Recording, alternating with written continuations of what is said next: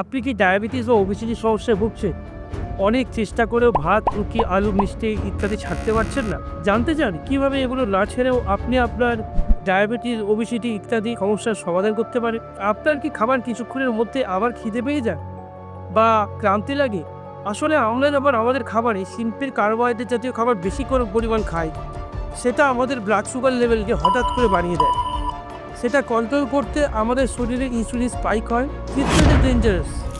But বারবার এই রকমই সুগার জাতীয় জিনিস হঠাৎ করে খাওয়ার ফলে ইনসুলিন বারবার স্পাইক হতে হতে একটা ডেঞ্জারাস সমস্যা তৈরি হয়, সেটা হচ্ছে ইনসুলিন রেজিস্ট্যান্স।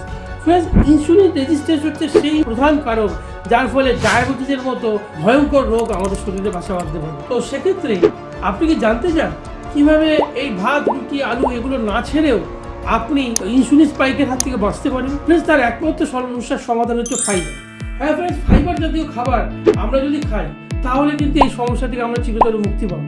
ফ্রেন্ডস, ফাইবার হলো এক ধরনের কার্বোহাইড্রেট যেটা আমাদের ডাইজেস্টিভ সিস্টেম হজম করতে পারে না। ফাইবার দু রকমের হয়, একটা সলিউবল ফাইবার, একটা ইনসলিউবল ফাইবার।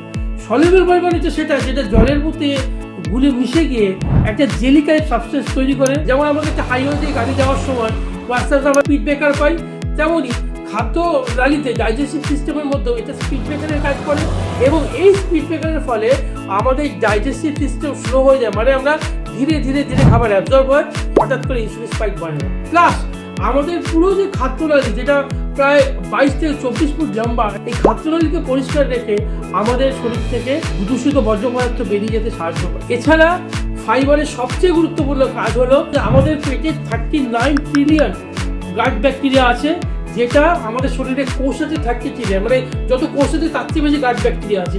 এই গাট ব্যাকটেরিয়াগুলো এই ফাইবারটাকে খাবার হিসাবে ব্যবহার করে। তো আমাদের টোটাল ডাইজেস্টিভ সিস্টেমকে ভালো রেখে, ইনসুলিন স্পাইক বজায় রেখে, ভাত, রুটি, আলু, মিষ্টি একদম ছেড়ে না দিয়েও কিন্তু আমরা ভালো থাকতে পারি খাবারের ফাইবারের পরিমাণ বেশি থাকে। তো ফ্রেন্ডস, ফাইবার বেশি করে খান এবং নিজেকে অনেক ন্যাচারাল ওয়েতে হেলদি রাখুন।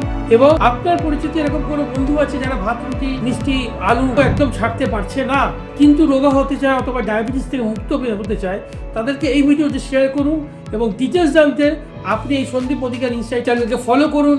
আমরা স্বাস্থ্য সম্পর্কিত অনেক তথ্য সহজ বাংলায় আপনাদের সামনে তুলে ধরব। নমস্কার।